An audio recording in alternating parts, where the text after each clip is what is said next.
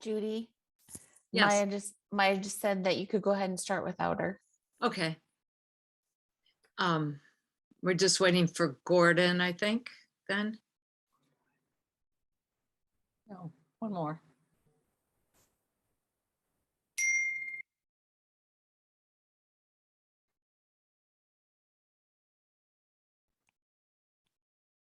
Maya and Gordon? I haven't heard anything from Gordon, so let's give him a minute. Lisa, will you reach out to Gordon and see if he's got the link? Yes, I will. Thank you. Also, if anybody had to go pee, it's only been 2 minutes. It's true. Well, we'll hopefully get a longer break before the 7 o'clock. We're being recorded, or I would, yeah.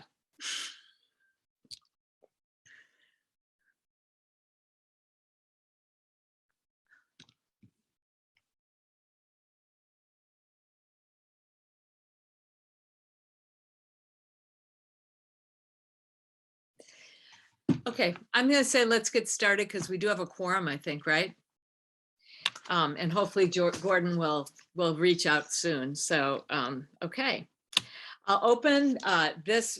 I'm going to call to order this work session of the Eugene School District 4J School Board of Directors. It's Wednesday, December 1st, 2021, and it is 6:34. All board, well, let's see, we have 5 board members present. We have 6 board members present on Zoom, and 1 will be joining us later. So we have Martina, Mary, Alicia, Laurel, Gordon, and Judy. And Maya will join us in a few minutes.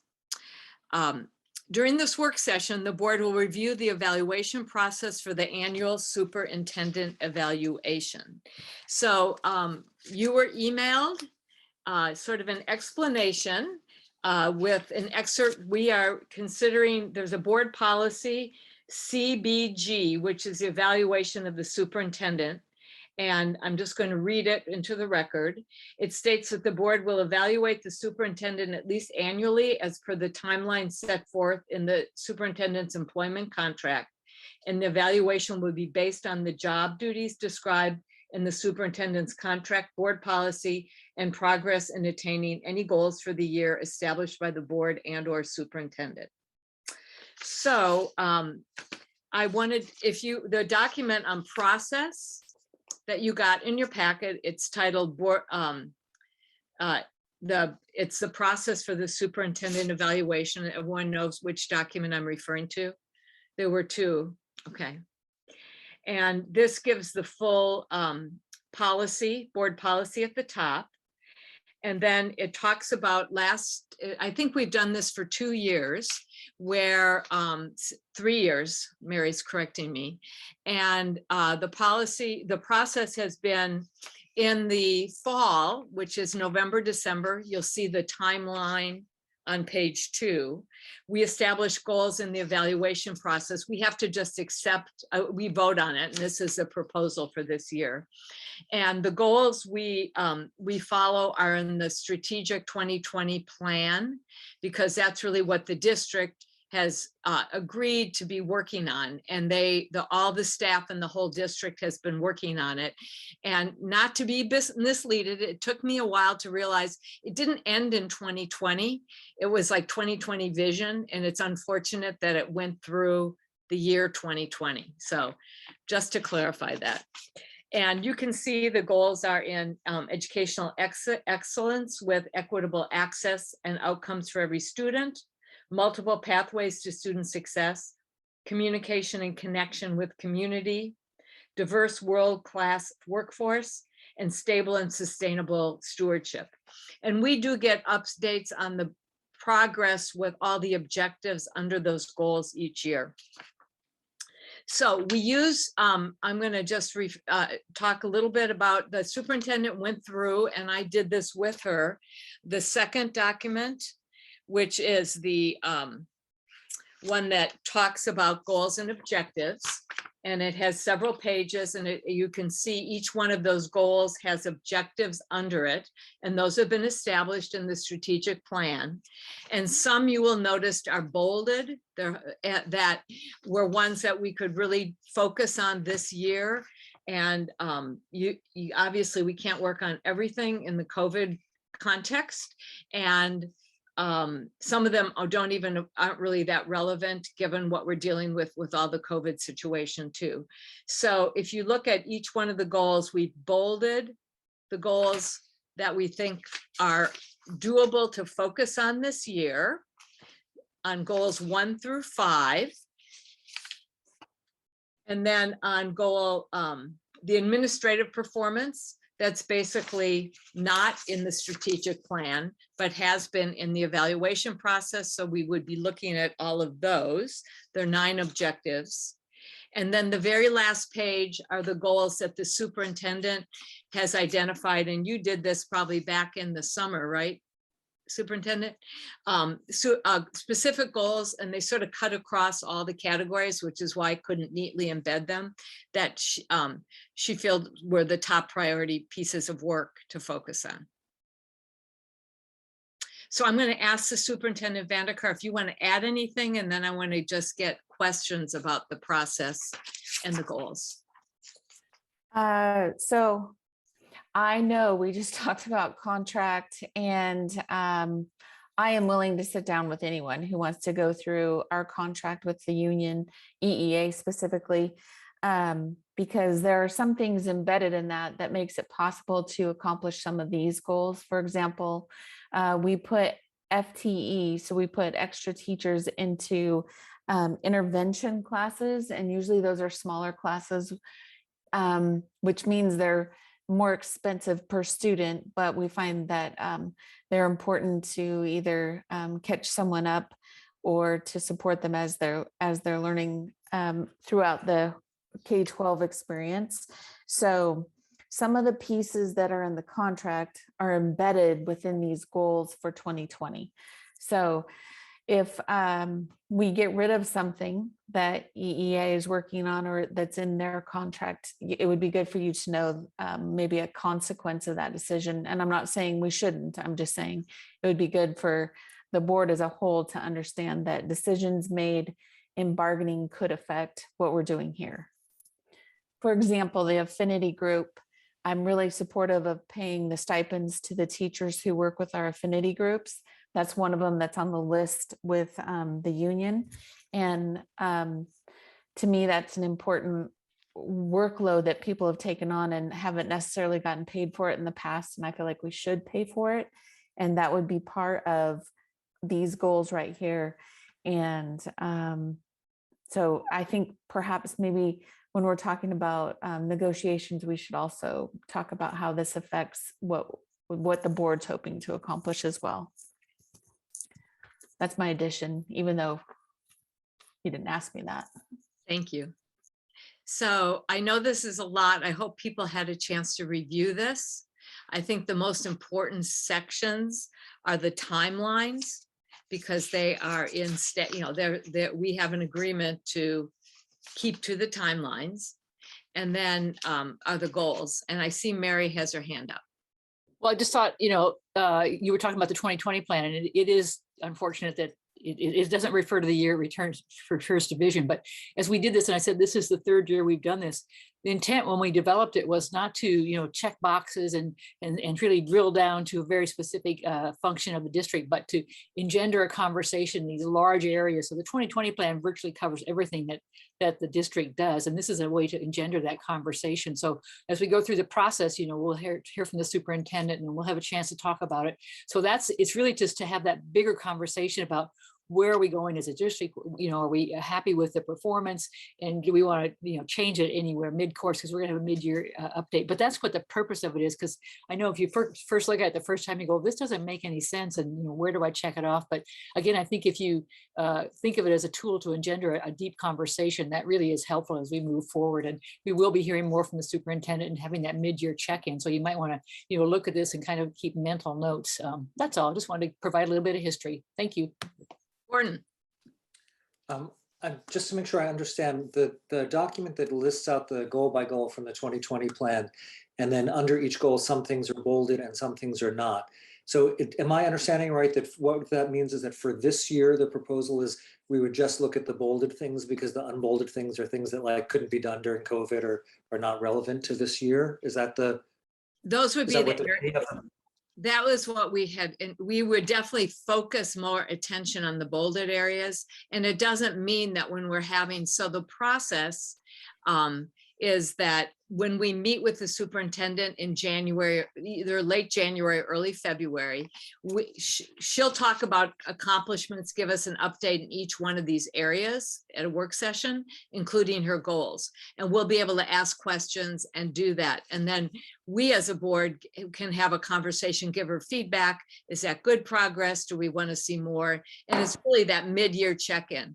And then the April to June process, which really will be likely May, June, we would do a final evaluation, again, going over the progress, and we get people give input, and we synthesize that input into a final evaluation. Does that help? Yeah, but I still have the question, like, are we supposed to be deciding tonight, yes, that the things that are bolded are the things that are important for this year and the unbolded things are not important for this year, or is that not? We're talking tonight. We will, at our December 15th meeting, have to vote that we accept. It's really the process and timeline. And Yeah. yes, and if you have some other goals on that, we'd like to hear. Nothing's off the table. We just tried to make it realistic given the time. So, so we will be approving the process, and I would say absolutely, if there are goals you'd want to see added that aren't bolded, that's great. So the only one that I would bold that's not bolded is objective 2 under goal 3, which is strengthening connections between schools and community. Great. That's the only one that I would propose to add. Any objections to that? Superintendent, you're okay with that too? That sounds good. Yes. Okay, let's bold that one too.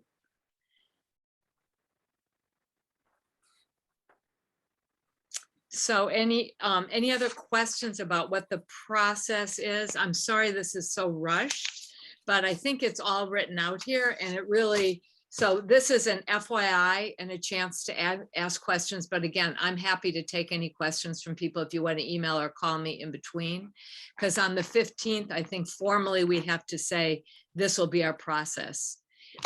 It won't be the evaluation, it'll be the process. We're contractually obligated to do this process with the contract we have with the superintendent, and we're contractually obligated to have the evaluation done. I believe it's by the end of May. That's all.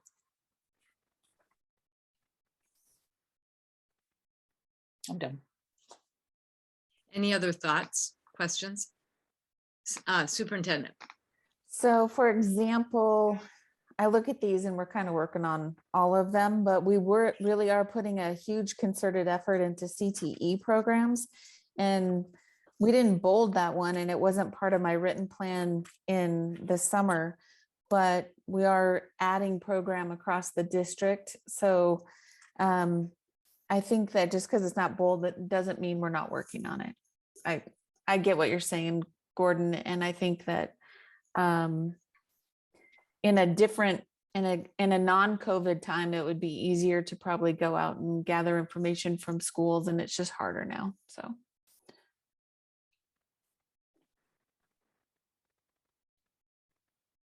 Any other questions? I mean, we could not even bold any and just have the superintendent, when she gives an update to us mid-year, say, we couldn't really address this because of COVID. I mean, that would be another way to do it as well, if people feel more comfortable that they didn't have a chance to study it. Thoughts on that?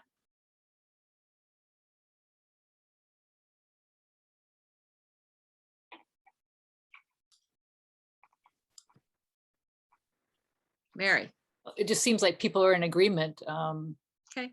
Given that no one's commenting on it. I mean, and again, I guess it's the whole idea is to engender the conversation both at the mid-year check-in and at the end. So I'm not so worried that we have every I dotted and T crossed in the plan, as much as we feel like we can talk with the superintendent about a number of things that's going on in the district, whether it be CTE or mental health work around that, or response to COVID as it continues to roll out and more. So again, like, I just hope that we can have a really, you know, heartfelt, open conversation with the superintendent about what's going on in the district. Martina, you had your hand up. Yeah, I think I feel indifferent to having things bolded or unbolded metaphorically and actually on paper, mostly because I think everything that we're going to talk about is going to be discussed in the context of this like very unique year, both in the way that some of those things perhaps can't be evaluated in quite as nuanced a way because COVID prevented them, and others may have been shown to be even more important, or we may have put more energy into those because of the circumstances surrounding COVID. So so I think we're going to end up talking about all of it is really what I think is going to happen. Okay, then maybe the best case would be, oh, go ahead, Laurel. Well, does that mean we're not bolding anything? Or, I mean, it's kind of like, it seems like there's not an agreement. Is it not going to be bolded? Aren't bold things that were agreed upon? Or what am I missing now? Because Well, it all seems the, like we started one place. It seemed like we were almost there. And then I'm like, why is this happening now? that's a really good point. So I think that it's whether, I think we tried to make the number of objectives a little more manageable by bolding. But I don't want, I think one of the conversations is we could leave them all the way they are, because they are the objectives from the goal under the goals in the 2020 strategic plan. So all the objectives are there. And in the conversation we have with the superintendent, we could say, well, this one was emphasized, this one wasn't for this reason. And maybe that would be just as doable than bolding some and not others.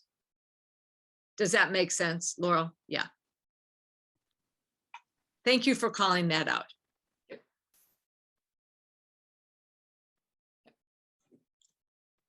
Mary.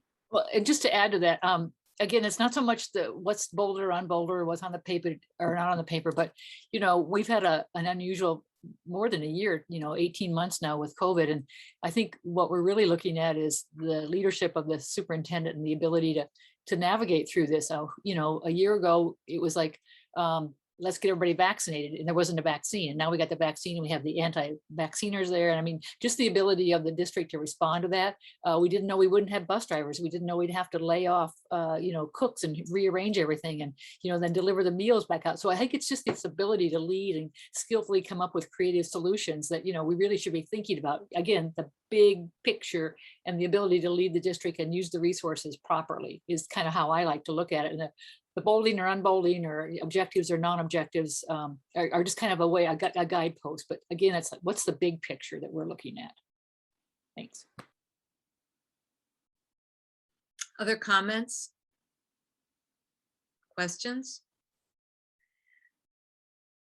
Then I think we will see this document in the packet on the 15th without bolding. And we're just going to be asked to vote on the process for this year then on the 15th. Okay, then I think we have 9 minutes to break, and actually that's going to be enough to use the restroom, right, Laurel? So I close this work session of the board, and we'll see you at 7 o'clock. We don't have to log out. We just turn off our screens, correct? That is correct.